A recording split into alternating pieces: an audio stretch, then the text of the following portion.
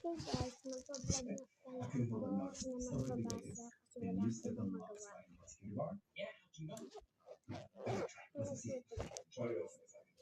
Okay guys, yung mababas ko, 14 over 15. Isa yung mali ko. Ito naman, assignment ko. Tingnan na lang kung tama itong ginawa ko. Ayan. Assignment.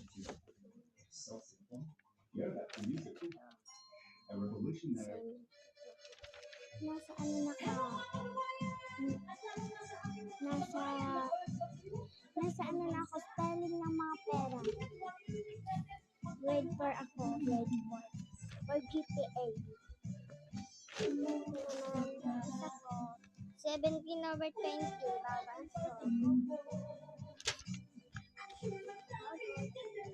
Brother na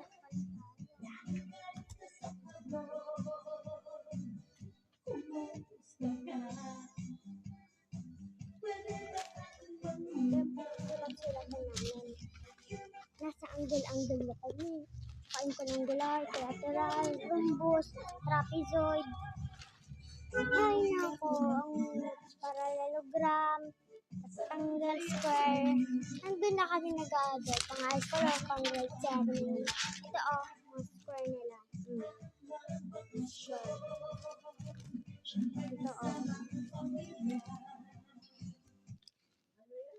Ito, quadrilateral, parallelogram, trapezoid, kite, isosceles trapezoid, rectangle, rhombus, square.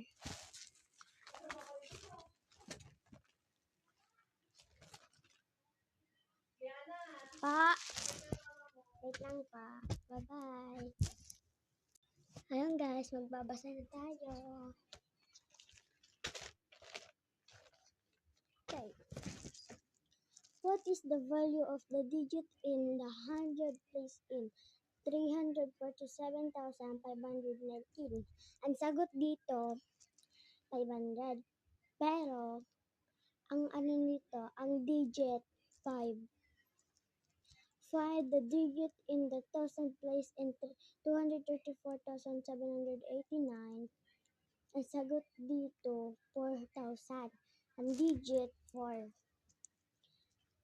In the number 764,352, what is the value of the digit in the one place? Sagot, 2. 2 lang.